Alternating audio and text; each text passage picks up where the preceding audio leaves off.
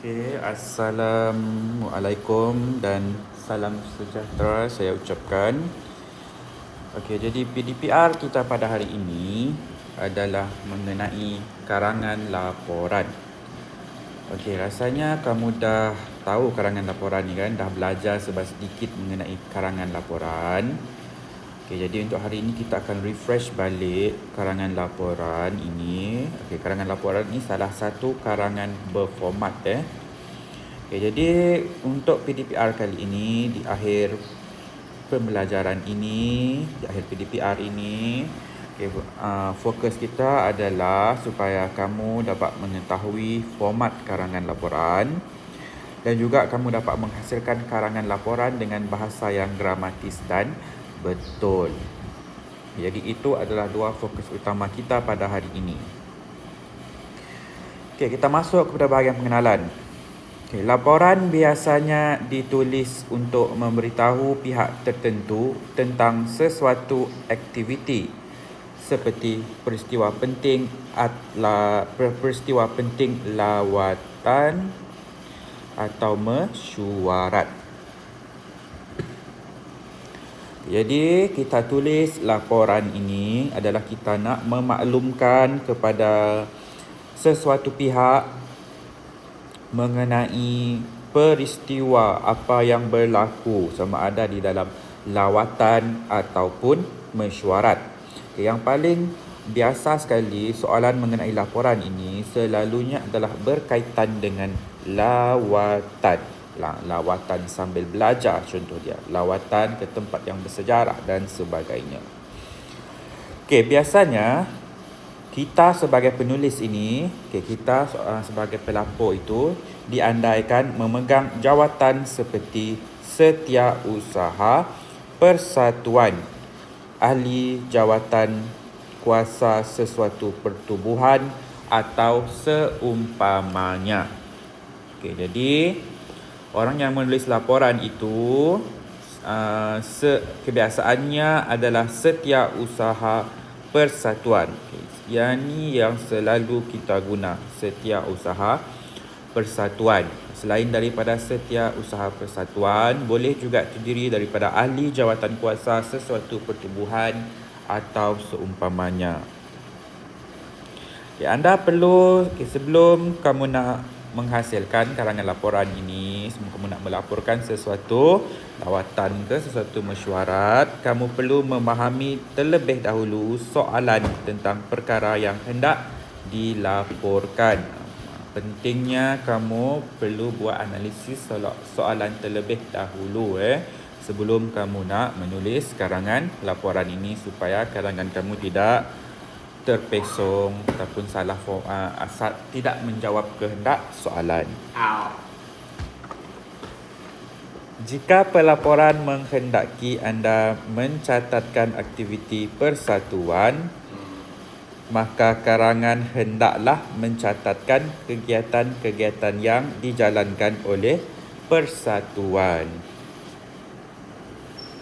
Jadi kalau laporan tersebut dia menghendaki kamu untuk menulis aktiviti persatuan, maka kamu perlulah menulis kegiatan-kegiatan yang dijalankan oleh persatuan itu. Contoh dia, kalau kamu sebagai setiausaha persatuan kadet JPJ, jadi pengetua nak suruh kamu tulis mengenai apa aktiviti-aktiviti yang dilakukan oleh kadet JPJ.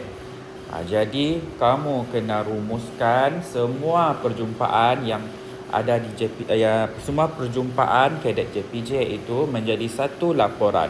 Contoh dia, pada minggu pertama kamu menjalankan aktiviti kawat kaki. Kamu nyatakanlah apa yang berlaku di latihan kawat kaki itu. Minggu kedua, untuk peringkat kedua, kamu boleh nyatakan pada minggu kedua ahli kadet JPJ telah menjalankan aktiviti melawat ke pusat ataupun ke jabatan JPJ itu sendiri. Kamu boleh nyatakan seperti itu.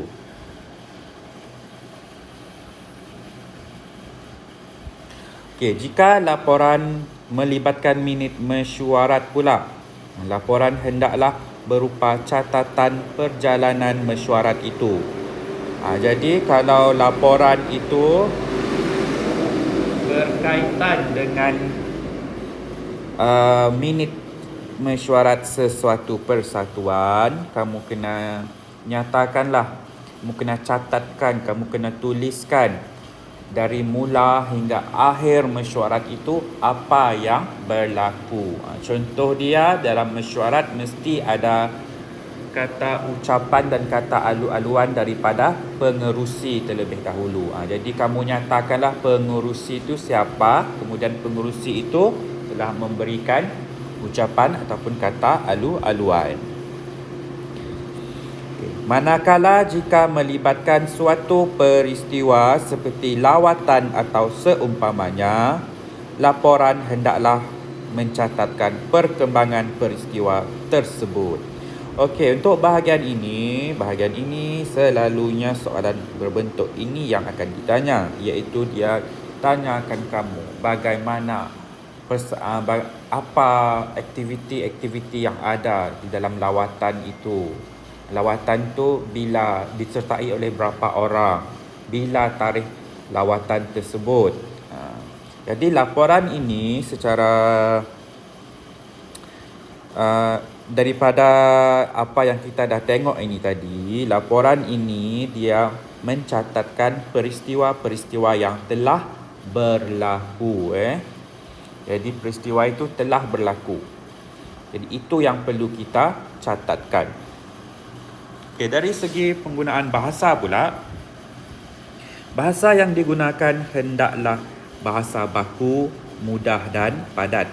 Jangan bahasa yang berleret-leret yang tidak tahu kepastian maksudnya. Jadi kamu kenalah guna bahasa yang mudah dan padat. Jangan bahasa yang berleret-leret. Asalkan bahasa itu mudah dan gramatis pun sudah memadai. Okay, laporan ini merupakan karangan berformat khusus. Oleh itu, format yang betul perlu dipatuhi.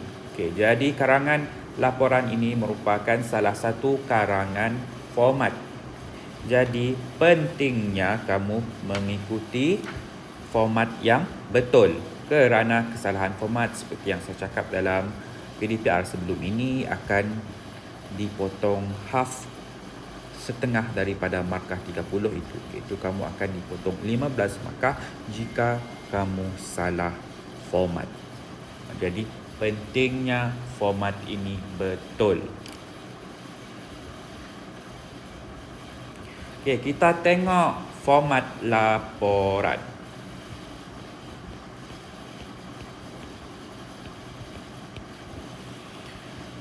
Okey, format laporan yang pertama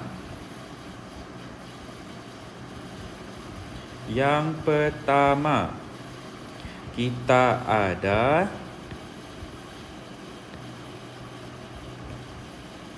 format laporan yang pertama, kita perlulah menulis tajuk. Tajuk ini adalah tajuk. Jadi tajuk untuk laporan ni, laporan lawatan ke pameran buku. Okay, jadi diingatkan untuk bahagian tajuk ini, kamu boleh mulakan huruf pada pangkal perkataan itu dengan menggunakan huruf besar sama macam surat kiriman rasmi, ataupun kamu boleh tulis huruf besar semua untuk bahagian tajuk, ikut kesesuaian kamu. Okey, ini selepas kita dah tulis tajuk, kita nyatakan perenggan satu, iaitu pendahluan. Pendahluan ini selalunya berkaitan dengan tarikh sesuatu peristiwa yang kamu laporkan itu. Contohnya di sini tarikh lawatan tersebut. Kemudian berapa orang yang terlibat, berapa orang murid yang terlibat, berapa orang guru pengiring yang terlibat. Kamu mengadakan lawatan di mana, tempat kamu mengadakan lawatan itu, kemudian tujuan kamu mengadakan lawatan itu apa. Jadi itu selalunya dimasukkan ke dalam bahagian pendahuluan ataupun perenggan yang pertama ini. Jadi perenggan yang kedua, kamu ceritakanlah ceritakanlah apa yang berlaku pada mulanya di dalam lawatan ini. Contoh dari sini, bertolak ke pameran buku pada pukul 8 pagi menaiki bas. Jadi dia mulakan dengan perkara pertama yang dilakukan. Kemudian diikutikanlah dengan perenggan yang ketiga, apa yang berlaku, apa peristiwa-peristiwa yang berlaku. Dan akhir sekali kita ada perenggan penutup. Perenggan penutup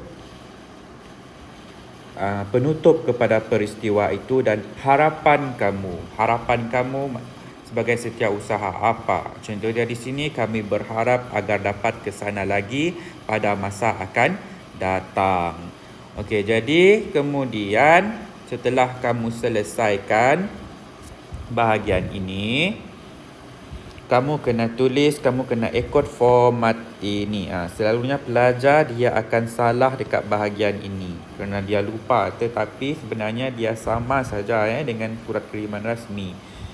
Okey, jadi kamu kena nyatakanlah laporan disediakan oleh pengakuan dia. Di sini pengakuan laporan, yang ni kamu kena langkau satu baris ataupun langkau sebanyak 2 baris. Ikut apa yang kamu nak.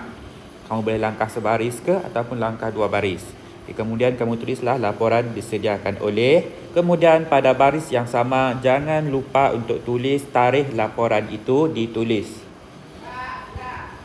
Dan selepas itu, kamu kena buat tanda tangan dekat sini. Dan diikuti dengan penulis laporan, nama di dalam huruf besar dan jawatan kamu. Selalunya seperti yang saya cakap tadi, jawatan adalah setiausaha.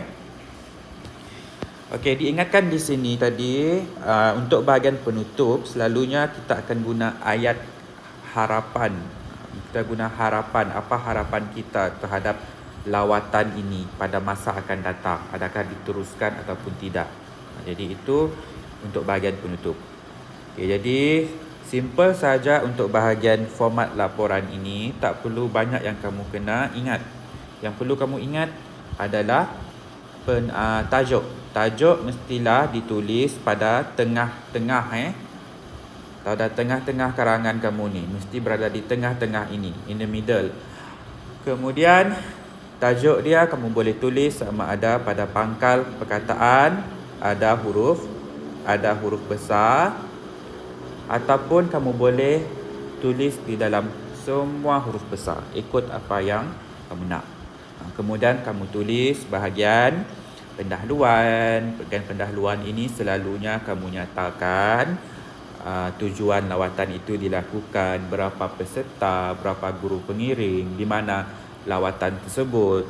Jadi itu adalah bahagian pendahuluan. Kemudian bahagian isi dia, kamu nyatakanlah peristiwa-peristiwa secara kronologi apa yang berlaku di dalam lawatan tersebut.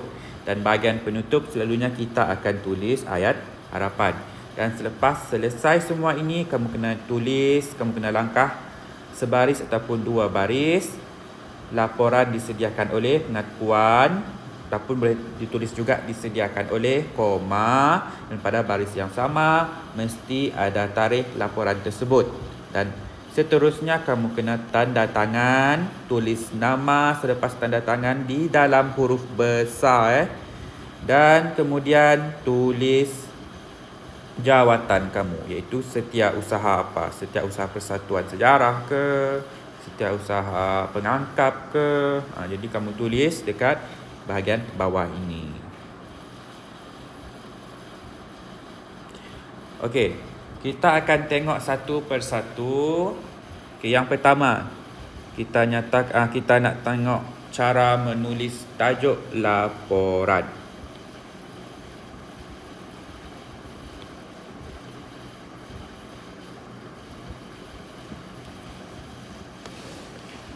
Okey, jadi cara menulis tajuk laporan, ditulis dengan huruf besar pada setiap awal kata dan digaris atau ditulis dengan huruf besar semuanya.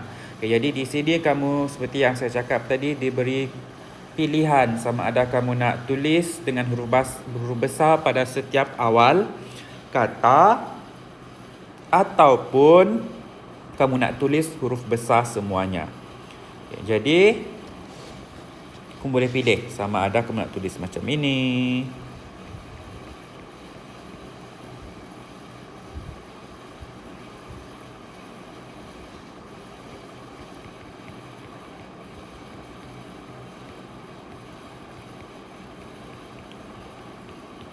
ataupun kamu boleh tulis semua huruf besar.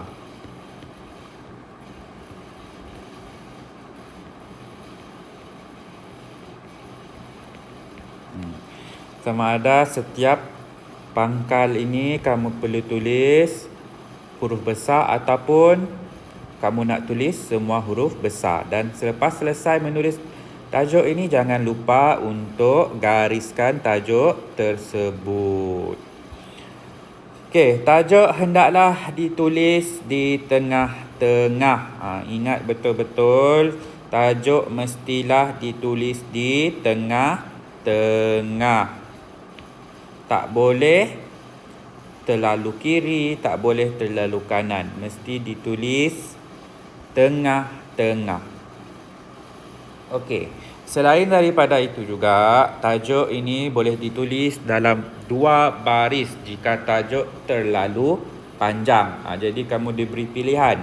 Kalau tajuk itu terlalu panjang, bolehlah ditulis di dalam 2 baris dan masih mengekalkan berada di posisi yang tengah-tengah, in the middle, walaupun 2 baris. Okey, jadi itu adalah cara untuk menulis tajuk laporan. Isi laporan seperti yang saya cakap tadi bermula dengan pendahuluan dan diakhiri dengan penutup. Okey, kalau pendahuluan kamu ceritakan tarikh bila lawatan itu dijalankan, peserta berapa orang, guru pengiring berapa orang, kemudian tempat yang kamu lawat. Kalau kamu buat karangan mengenai lawatan, dan juga tujuan kenapa lawatan itu dibuat. Jadi itu untuk pendahuluan. Untuk isi pula, kamu nyatakanlah apa peristiwa dari awal hingga akhir lawatan tersebut. Dan penutup kamu nyatakan ayat harapan, sama seperti karangan surat kiriman rasmi dan surat kiriman tidak rasmi yang kita buat beberapa minggu lepas. Jadi itu untuk isi laporan dia. Kemudian selepas selesai membuat isi laporan, mestilah ada pengakuan daripada pelapor, iaitu kita, penulis laporan itu. Okey, jadi pengakuan ini ditulis di sebelah kiri selepas perenggan terakhir. Seperti yang saya cakap tadi, boleh selang 1 hingga 2 baris. Kamu boleh pilih selang 1 baris saja ataupun 2 baris, dan kemudian diakhiri dengan koma. Contoh dia, laporan disediakan oleh. Jadi itu adalah pengakuan pelapor. Tarikh pula kamu tulis di sebelah kanan laporan sebaris dengan pengakuan pelapor tadi. Jadi untuk bahagian bulan kamu kena tulis huruf besar, jangan huruf kecil, mesti huruf besar. Itu untuk tarikh. Format dia macam ini kita akan tulis. Kalau bulan Januari, kita tulislah 6 Januari. Dan pastikan tidak salah ejaan untuk nama bulan itu. Kalau salah ejaan akan dipotong markah. Okey, selesai kita dah buat dua bahagian itu, kita akan buat tanda tangan pula. Iaitu ditulis di sebelah kiri bahagian bawah selepas pengakuan pelapor. Dan kemudian selepas kita dah sign, kita dah tanda tangan, kita akan tulis nama kita di dalam kurungan dengan huruf besar selepas tanda tangan. Okey, kemudian yang terakhir barulah kita tulis jawatan kita sebagai pelapor. Okey, jadi ditulis di sudut kiri bahagian bawah laporan dan dibubuh tanda koma di hujungnya. Seterusnya ditulis nama persatuan yang diwakili. Okey, contoh dia di sini. Selalunya jawatan orang yang menulis laporan ini adalah setiausaha. Okey, setiausaha, kemudian koma, langkah sebaris, kemudian jawatan kamu langkah sebaris, dan kemudian nama sekolah. Kalau sekolah SMK Bintulu, letaklah Sekolah Menengah Kebangsaan Bintulu. Okay, jadi itu adalah untuk bahagian jawatan pelapor. Okay, kita dah sentuh semua part format ini. Okay, jadi latihan kita pada hari ini adalah okay, jadi latihan dia, sorry saya ada seorang kawan yang bodoh dekat sini, sorry. Okay, jadi latihan kita pada hari ini, Persatuan Sejarah Sekolah anda telah mengadakan lawatan sambil belajar ke suatu tempat bersejarah. Selaku setiausaha persatuan, anda diminta untuk menulis laporan tentang lawatan tersebut. Sediakan laporan itu selengkapnya. Okay, jadi seperti yang saya ajar sebelum ini, perlu kamu analisis soalan